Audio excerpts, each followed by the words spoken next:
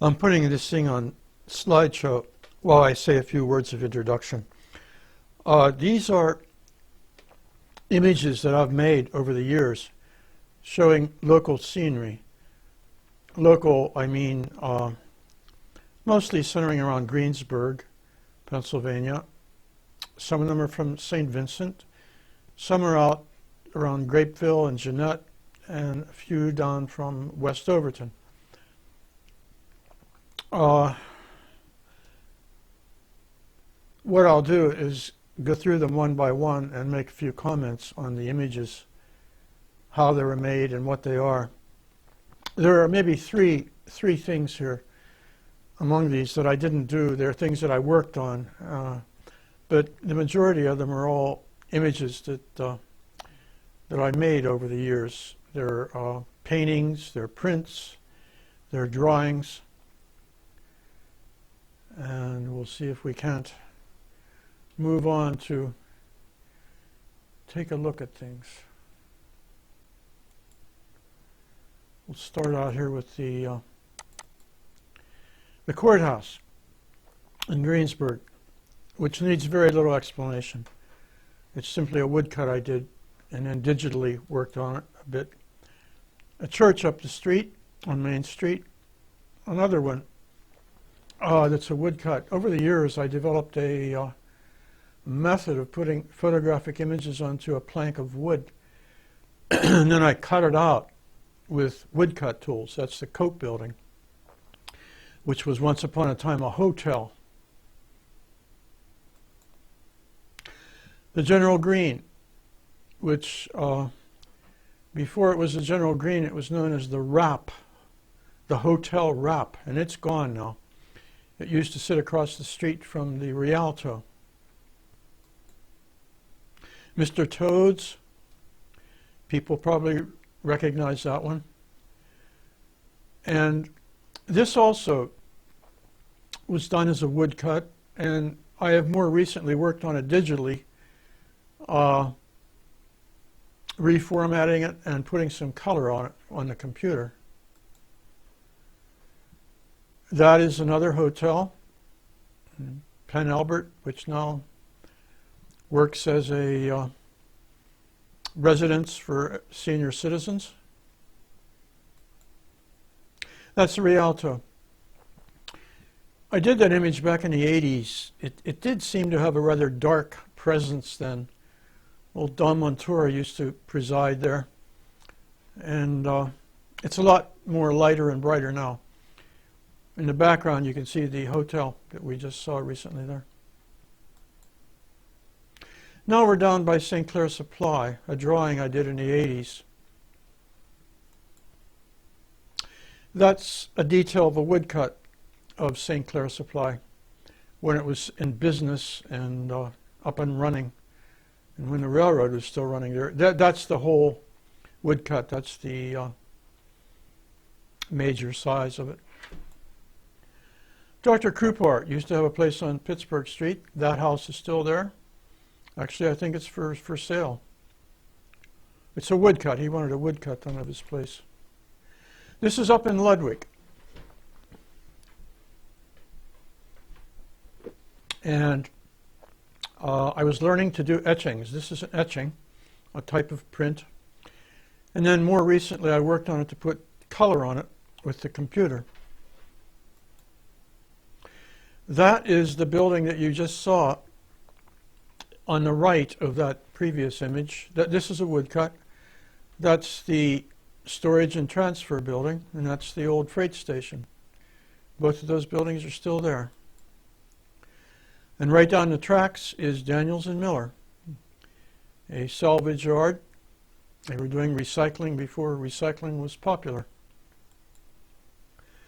Also, up in that area where Stoke Street meets the main line was the Greensburg Ice and Coal Company. These were popular at a time before refrigeration was invented or around. They made ice for people's ice boxes, and then in the wintertime they would sell coal. Looking back at Greensburg, another woodcut, Greensburg skyline. the old hotel and the courthouse. This shows that we're at Seton Hill. This is an image that I didn't originate. It was an old photo done by an anonymous photographer, which was in very bad shape, but I really liked it, so I worked on it, fixed it up, put some color on it. This is the Seton Hill debate team going out for a match in the old Pierce Arrow. Sister Rosalie O'Hara told me that they used to call the old Pierce Arrow the Fierce Sparrow. This is probably the early 30s. When I worked up at the publicity office at Seton Hill, I did this for a brochure. Actually, I put the color on later. Another image from down below, giving a profile of the place.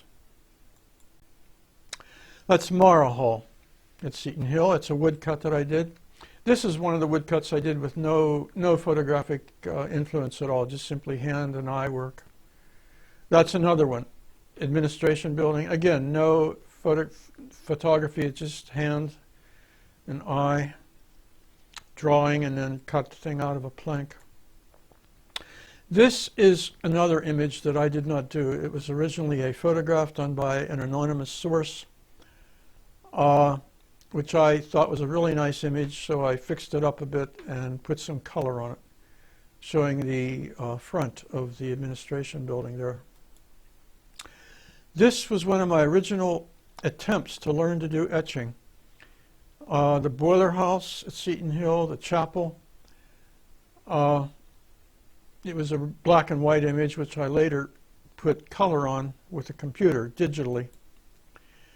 That was a painting I did when I was taking courses at Seton Hill in the art department. It was a painting of Sullivan Hall up there, named for one of the presidents of Seton Hill. That's a painting of Seton Hill I did from down below, showing it in profile shot with the topography and a little bit of flowers in the foreground. An etching of Seton Hill. This takes us back down to Greensburg. We're on Harrison Avenue. That house is still there. An alley in Greensburg, I think those things are gone. I was learning to do printmaking then. This was the old Star Brewery, which sat along the southwest branch. And although most breweries and distilleries shut down when Prohibition was enacted, this was not one of them. These guys kept making beer after Prohibition was enacted, and they didn't shut down until the feds moved in and put them in jail. This is at the corner, or the intersection where Huff Avenue goes across the southwest branch. This was the old Huff Railroad Station. This was Porcelain then, making ceramic products, and that's been replaced by a, actually that building is still there, the county industrial rehab outfit runs it. That was in Carbon, that was the mine. If you ever wonder where Carbon got its name, this was the mine. Carbon sat up on a hill above the mine. This was the East Greensburg Railroad Station, something that has perished from memory, really. This is the southwest branch going down from the main line. Down here is Pittsburgh Street going under the what's now a walking trail. This was the old East Greensburg Railroad Station. This was another site on the southwest branch. This is the branch up at this level here. This is a siding going across it. And this recalls the time before Mount Pleasant Street went under the railroad. It used to go over top of the railroad. And there were so many accidents here that Pennsylvania mandated that a underpass be put in. Walworth, right before it was torn down. This shows Walworth over here, southwest branch, and Whit Humphrey Steel Company, which was torn down in the 30s during the Great Depression. And I think we're at about time now, and I should shut things down and say so long until next time. Bye.